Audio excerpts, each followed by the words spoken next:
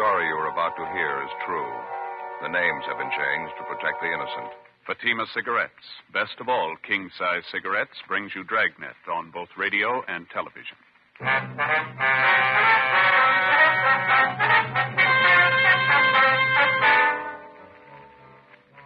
You're a detective sergeant. You're assigned the homicide detail. You get a call from the receiving hospital in your city. A dead body has been left in the hospital elevator. There's no lead to the identity of the corpse. There's no apparent cause of death. Your job, investigate. Compare Fatima with any other king-size cigarette. Yes, compare Fatima with any other king-size cigarette. 1. Fatima's length filters the smoke 85 millimeters for your protection. 2. Fatima's length cools the smoke for your protection. 3. Fatima's length gives you those extra puffs, 21% longer than standard cigarette size. Fatima gives you more for your money.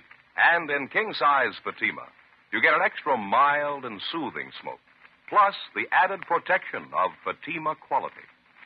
Buy Fatima in the bright, sunny yellow pack. Best of all, king-size cigarettes.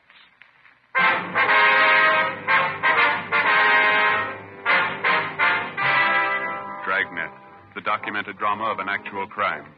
For the next 30 minutes, in cooperation with the Los Angeles Police Department, you will travel step by step on the side of the law through an actual case transcribed from official police files. From beginning to end, from crime to punishment, Dragnet is the story of your police force in action. It was Wednesday, November 9th. It was foggy in Los Angeles. We were working the night watch out of homicide detail. My partner's Bill Lockwood. The boss is Captain Lorman. My name's Friday. It was 11:28 p.m. when we got to the third floor at Georgia Street Receiving Hospital, Dr. Terrell's office. Friday, glad to see you. Been waiting for you. We made it as soon as we could, Doctor. I'd like to have you meet my new partner, Bill Lockwood. Dr. Terrell, Bill. How are you? I think I've seen you around, Lockwood. Yes, sir. How are you? I understand you got a problem, Doc. What's the story?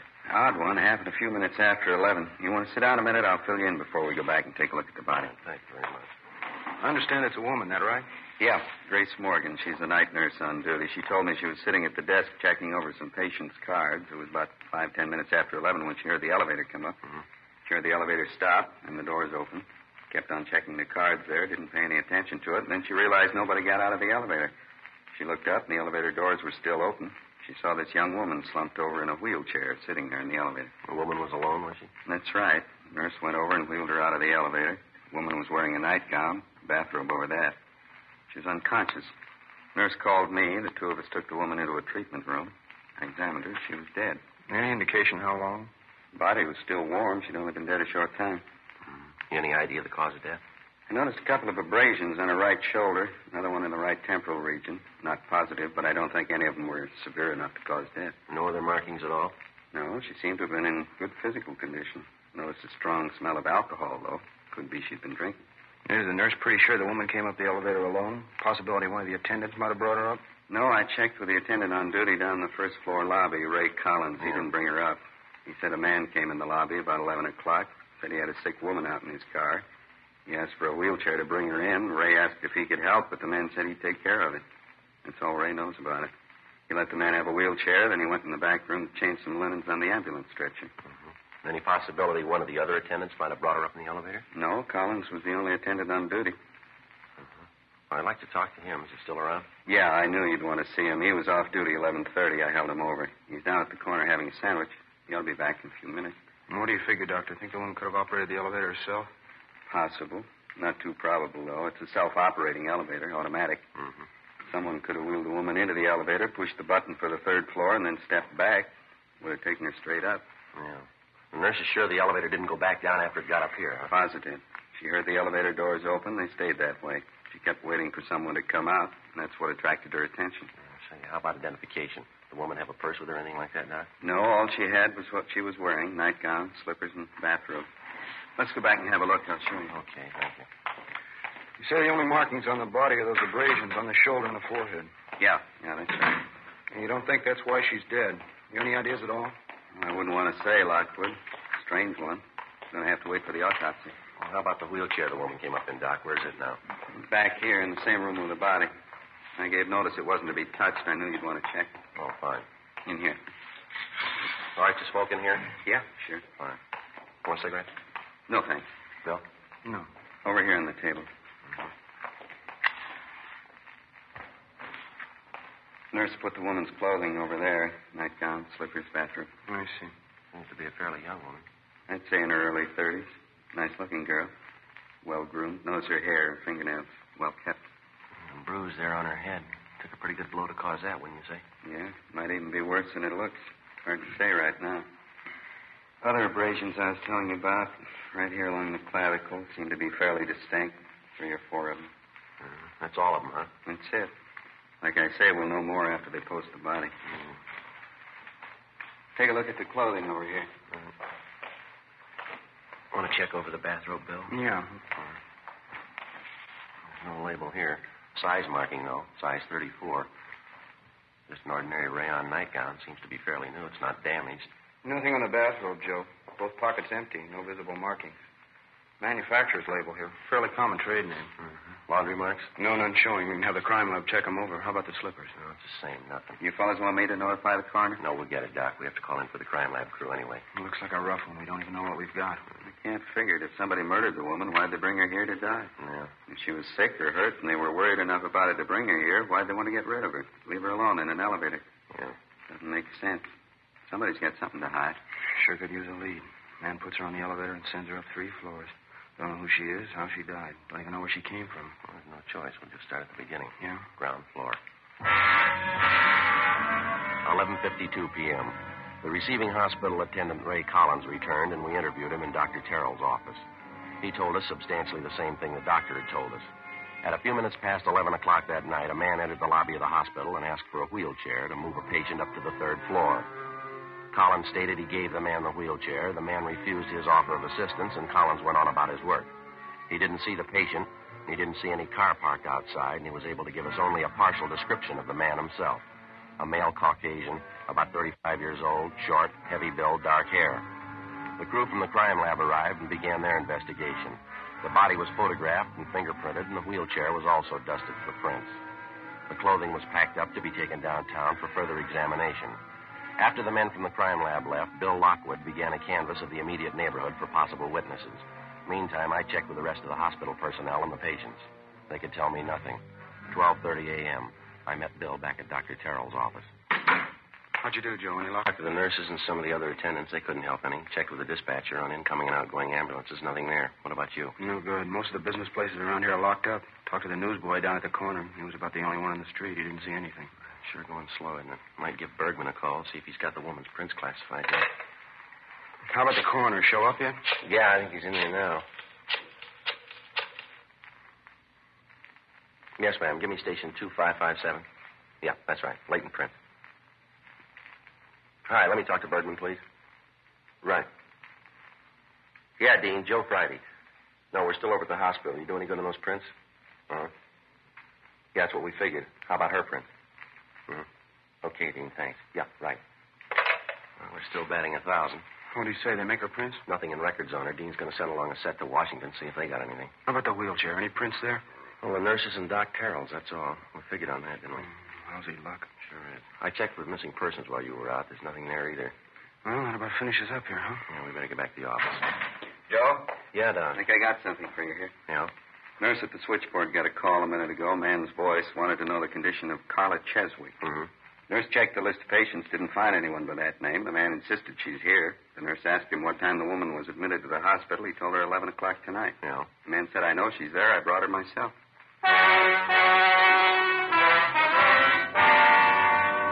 Along with Dr. Terrell, Bill Lockwood and I went down the hall and talked to the nurse who'd received the phone call. She told us that she tried to question the caller as to his name and his relationship to the alleged patient, Carla Cheswick, but the man refused and hung up. We put in a call to R&I and asked him to run the name for us. There was no one by that name in the files.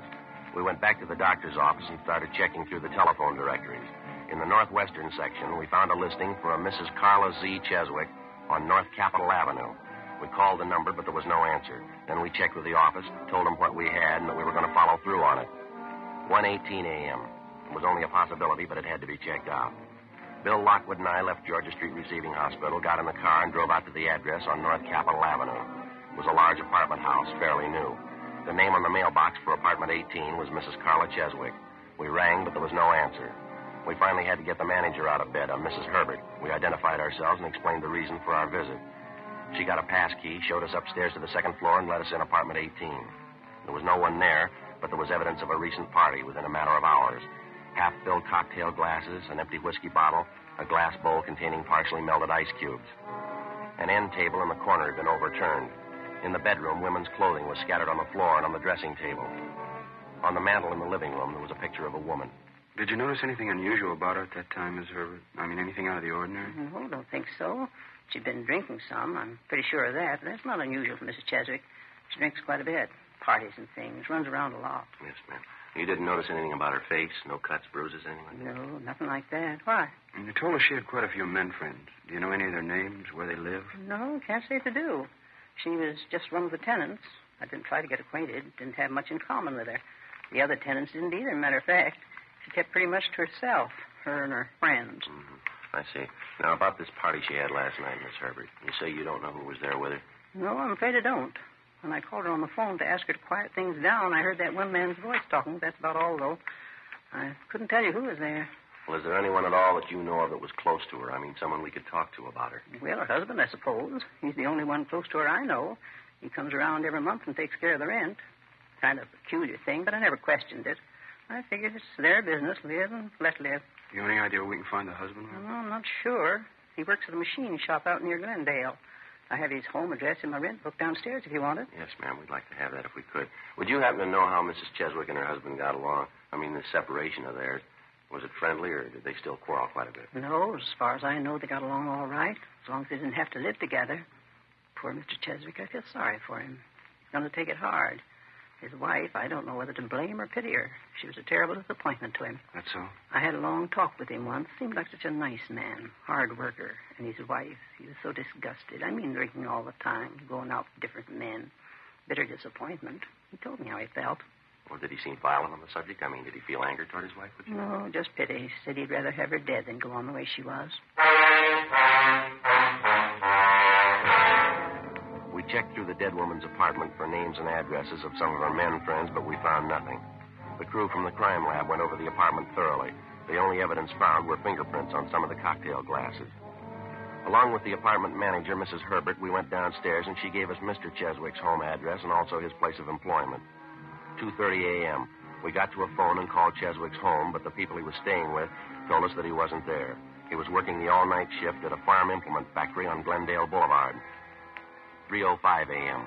Bill and I drove out to the factory and checked with the night personnel superintendent. He directed us to the factory repair shop where Cheswick was employed as a welder. The foreman at the repair shop pointed him out for us. Cheswick was working on the welding line, a tall, thin man, slight build. Bill Lockwood and I went back and introduced ourselves. Yes, sir. Andy Cheswick. That's my name. What can I do for you? I'd like to talk to you for a few minutes if we could. It's about your wife. Carla?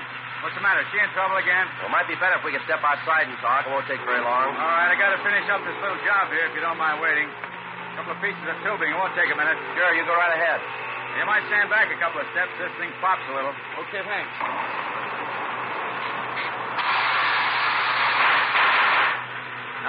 Too much oxygen. Have to light it again. Yeah, that does it. Don't look at the flames, Joe. Bad for your eyes. Yeah, I know. They're sure in their money, don't they? Yeah, they seem to. A lot of work. Finish in a second here. Okay, that's got it. Now, what's this about my wife, Sergeant? What's the matter? We understand you're separated from her, Mr. Cheswick. Yeah, that's right. About a year ago now. I finally gave it up as a bad job. Wasn't anything I could do for her. Nothing anybody could do for her. Hopeless. Well, when's the last time you saw her? First of the month, went by to pay her rent. Dropped in to say hello, that's all. I stay away as much as I can. No good bum, that's about all you can say about her. Seemed to admit I was even married to her. Why do you ask, anyway? Your wife's dead, Mr. Cheswick. Huh? Yes, but she died late last night. Found her at Georgia Street Receiving Hospital. Oh. Guess I've been expecting something like that. I can't feel sorry. It's probably the best thing for her. How'd it happen? Well, we're not sure. I wonder if we could step outside. Sure be a lot easier to talk, wouldn't it? Yeah, all right. Fine. Over here, we can duck out the back way. Okay.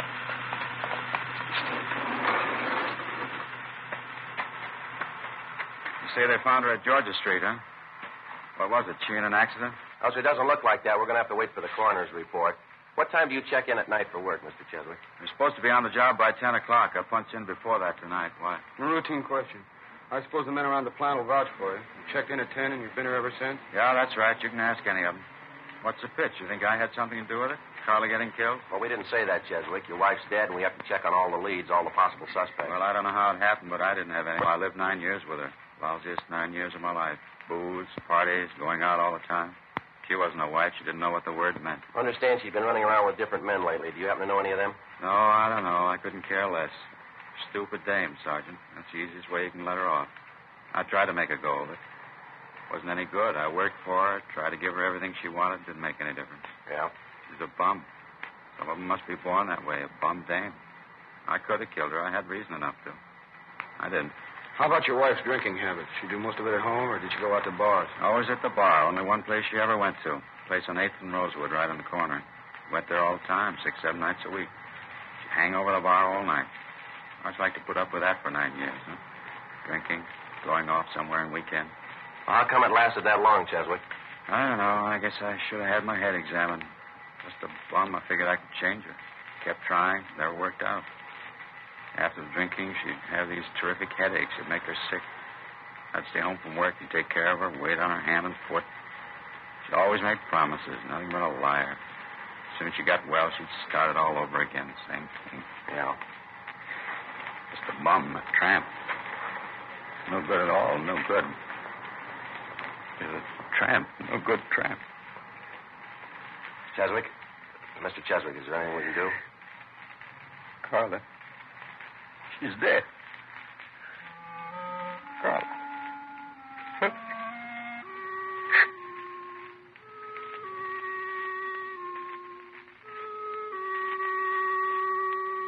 When the dead woman's husband, Ernest Cheswick, recovered, we continued questioning him, but we got nowhere. Before we left the plant, we checked his time card, talked to the machine shop foreman and some of the men Cheswick worked with. We got the same story all along the line. Cheswick had showed up for work at 9:46 p.m. the night before and had not left the plant since that time. 4:35 a.m. Bill and I got in the car, drove back to the office, and typed up a 15.7 report for Captain Lorman. 8:30 a.m. Over in the county morgue, the body of Mrs. Cheswick was being posted. A few minutes past 10 a.m., Bill Lockwood and I drove out to a bar on the corner of 8th and Rosewood, the same bar where Ernest Cheswick told us his wife did most of her drinking. It was a typical neighborhood cocktail lounge in the early morning. 2 customers sipping beer at the far end of the bar. The manager busy washing glasses and bringing in supplies. We called him over and identified ourselves. Popular girl. Married old Ernie Cheswick. They're separated now. Yeah, well, do you know if she was in here last night? That's right, she was. Hardly misses night. Why? Would you happen to know about what time she left last night? 8:30, about that. You might ask that fellow there down behind the bar. He'd know better than me. Well, how's that? He left with her.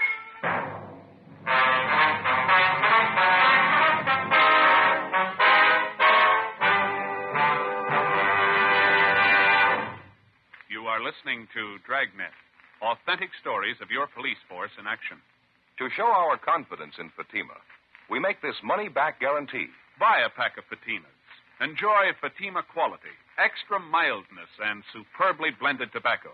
If you're not convinced Fatima is better than the king-size cigarette you're now smoking, just return the pack and the unsmoked Fatimas by August 1st, 1952, for your money back plus postage. Fatima, Box 37, New York 1. Prove Fatima quality yourself. Compare Fatima with any other king-size cigarette. 1. Fatima's length filters the smoke 85 millimeters for your protection. 2. Fatima's length cools the smoke for your protection. 3. Fatima's length gives you those extra puffs, 21% longer than standard cigarette size. Fatima gives you more for your money. And in Fatima, you get an extra mild and soothing smoke, plus the added protection of Fatima quality. Ask your dealer for Fatima in the bright, sunny yellow pack. Best of all, king-size cigarettes.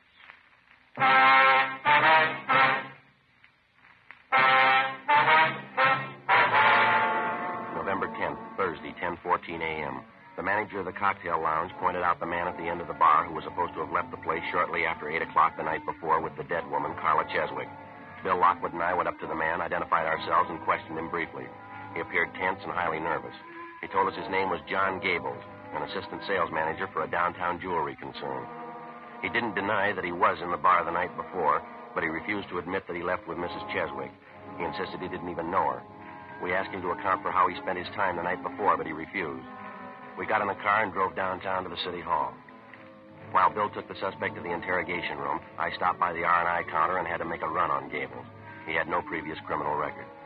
I called the morgue, but there was no report on the autopsy yet. 10:52 a.m. I signed in at the office, briefed Captain Lorman on the developments, and then I headed down the hall to the interrogation room. We had a couple of drinks together, and that's all there was to it. You can ask anybody who was there. She got up and left by herself. I didn't go with her. Joe. Yeah. Gables here was just telling me he did see Mrs. Cheswick in the bar last night. Had a couple of drinks with her. Why'd you hold out, Gable? Why couldn't you told us that when we asked you? You didn't remember then. You came up to me in the bar, started asking questions. I got all rattled. Mm-hmm. Didn't make any difference, though. I didn't even know her name. She had those couple of drinks with her, and then she got up and left. That's all. I didn't go out with her. The bartender says you did. He's sure of it. Says he can get half a dozen other people to back him up. He's wrong. He's got to be. He's thinking of somebody else. Well, if you didn't leave the bar with Miss Cheswick, when did you leave? I don't know. About 5 or 10 minutes later, I guess. Where'd you go then? I walked around a little bit, got a little fresh air, Mm-hmm. and I went to a show. Which one? I don't remember the name of the place. It's on Rosewood, a couple of blocks down from the bar. What picture did you see? I'm not sure. I had a couple of drinks. You went to the movies. You don't even know what you saw. Well, I told you I had a couple of drinks. I was feeling pretty good. I just don't remember, that's all. Not much of an alibi, Gables. What are you talking about? I don't need an alibi. A woman's dead, mister. You were with her the last time she was seen I alive. wasn't with her. I don't care what anybody tells you. I wasn't with her. This movie you say you went to. What time did you get out? After midnight, I think. I don't remember. Where'd you go after that? Bar, had a few more drinks, and then went back to my hotel. Which bar was that? Place on West 7th. I go there sometimes. I know the bartender. What time did you leave there? Closing time, 2 o'clock, and then I went back to my hotel. Uh-huh. You say you know the bartender there. I guess he'd be glad to vouch for you. I mean, that you were there when you said you were. I don't know. Maybe not. He was pretty busy last night. Maybe he didn't notice me. How about your hotel? Huh? The desk clerk. Somebody like that. They should be able to tell what time you got in, don't you think? Well, they wouldn't know. I always carry my key with me. I go in the side door. They wouldn't know what time I got in. What are you trying to sell, mister? What are you talking about? You knocked around town from 8 o'clock last night till past 2 o'clock this morning. You can't think of anyone that could vouch for you, where you were, what time you got there, what time you left? I can't think of anybody right now. I don't take down names and addresses every time somebody looks at me. What's the difference anyway? I didn't have anything to do with the girl. This difference, Gable. The attendant at the hospital, he got a good look at the man who came in and asked for that wheelchair. He gave us a man's description. It fits you pretty close. So what? It doesn't mean anything. He could make a mistake, too, just like that bartender. They're all wrong but you. Is that what you're trying to say? Look, as far as I'm concerned, I only got one thing to say. I had a couple of drinks with Carla last night, and that's all. She left by herself. I didn't even go near the apartment. How'd you know she had an apartment? Well, you told me. You said so. No, we didn't say anything like that. And I guess I heard it around the bar. Maybe she mentioned to me. Yeah, that's probably it. Why don't you come off it, Gable? Come off what? I don't even know what you're getting at. We want a straight story, and we're not getting it. You told us you didn't even know the Cheswick woman before last night. You didn't even know her name. That's right. Then why'd you say Carla just a minute ago? You said I had a couple of drinks with Carla. I say that? That's what you said. Maybe I just hadn't remembered. I was drinking quite a bit, talking to her. Maybe I just remembered it. Won't do, Gables. Story doesn't hold water. How about it? I don't know. I was drinking quite a bit. A lot of things I don't remember. How about giving it to us straight? What do you remember? I thought about it all night. The more I went over it, the worse it got. I just couldn't remember. I knew what it would sound like in court. I couldn't tell it that way. You couldn't tell what? I didn't kill her. I didn't even touch her. You got to believe that. Yeah. I left the bar with her about 8:15, 8:30. She invited me up to her apartment. She was pretty well gone. Had quite a few drinks. Mm-hmm. We got there and had some more to drink, and then Carla got up and started for the kitchen to get some more ice. She tripped, I think, stumbled a little bit, and then she fell down. I think that's the way it was. All right, go on. She tried to get up, and then she fell again. Wasn't a bad fall, though. I figured she just passed out. Got some cold towels, ice water. I tried to bring her around. It wasn't any good. She was white as a sheet. I got scared. I didn't know what happened. What'd you do then? I don't remember. I just kept trying to bring her around. I don't remember any of it very well. I don't even know why she fell down. You think you could have hit her, Gables? You think maybe that's why she fell down? No. I don't know. I don't think so. I don't think I was mad at her for anything. I think we were having a pretty good time. I just don't remember, that's all. I'm not sure about any of it. Lousy booze, no good at all. Did you kill her, Gable? No, Sergeant, I swear it. As far as I can remember, I didn't. We were having a good time. That's all I know. I know I wasn't mad. I'm not a nasty drunk, not as far as I can remember anyway. What'd you do when you couldn't revive Mrs. Cheswick? You brought her to the hospital? Yeah, the shape I was in, I couldn't figure anything else to do. I got her in the car, drove her down to Georgia Street. I put her in the elevator, pressed the button, and sent her up. I'm a married man, you know. I didn't want any scandal and didn't want to get involved. You didn't kill her. Is that what you want us to believe? I don't know what to tell you. I don't remember. If I killed her, I think I'd know it. I'm sure I would. I just don't remember. I'll get it. Mm-hmm. Interrogation room, Friday talking. Yeah, Arthur. That's so. Just a second. All right, I got a pencil. I'll go ahead. Uh-huh. Are you sure? How was that? I see. No possibility, huh? Yeah, I see. Okay, Arthur. Thanks a lot. Yeah, sure. We'll pick it up later. Bye. Bye. Yeah, Jim? Coroner's report. Just finished the autopsy. It's all right, Gable. Huh? It's all right. It's all cleared up. What do you mean? Well, you're free to go if you like. We're not going to hold you. What's the pitch, Joe? Coroner's report. Primary cause of death was a massive cerebral hemorrhage into the ventricle. Could have been a blow on the head, couldn't it? You figure that could have done it? No. Secondary cause was a brain tumor, a big one. Coroner says she's had it for years. Must have caused her a lot of pain. Probably would have accounted for the drinking. And the tumor wrote on the hemorrhage. That's what's killed her. That's it. Coroner says erosion of the blood vessel by brain tumor. Probably grew, caused pressure on a blood vessel, finally gave way, caused a hemorrhage, and it killed her. And she just died. That didn't have anything to do with it. She died and I didn't kill her. Yes, sir, that's right. You're free to go if you want. Thank God. You know, officers, I'll tell you the truth. I didn't know the answer. I didn't know if I killed her or not. I really didn't. Drinking so much, I came to, and there she was dead. I didn't know what happened. I really didn't. I didn't know the answer. No, you're one up on us, Gable. Huh? We thought we did.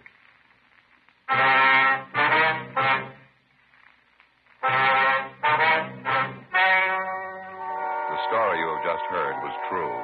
The names were changed to protect the innocent. On Thursday, November 10th, the meeting was held in the office of Captain of Homicide. In a moment, the results of that meeting. And now, here is our star, Jack Webb. Thank you. Friends, there's not much I can add to what George Fenneman and Hal Gibney have already told you about Fatimas.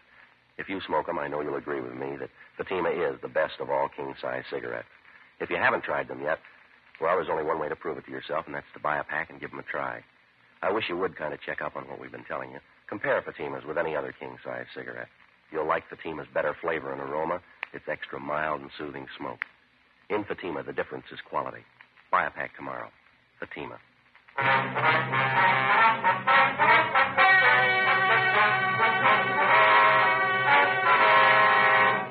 With the filing of the official autopsy report by the county coroner, John Gables was cleared of all charges. He was released from custody immediately. The death of Mrs. Carla Cheswick was listed as due to natural causes by the coroner's jury. Ladies and gentlemen, last year's traffic death toll was 37,500, a 7% increase over 1950. The National Safety Council believes that the best way to promote safety on the road is for each of us to know and obey traffic laws, to read and heed traffic signs. So be careful. The life you save. You have just heard Dragnet, a series of authentic cases from official files. Technical advice comes from the Office of Chief of Police W.H. Parker, Los Angeles Police Department. Technical advisors Captain Jack Donahoe, Sergeant Marty Wynn, Sergeant Vance Frazier. Heard tonight were Martin Milner, Vic Perrin, and Gwen Delano. Script by Jim Moser. Music by Walter Schumann. Hal Gibney speaking. Fatima Cigarettes, best of all king-size cigarettes, has brought you Dragnet, transcribed. Now it's Counter Spy on NBC.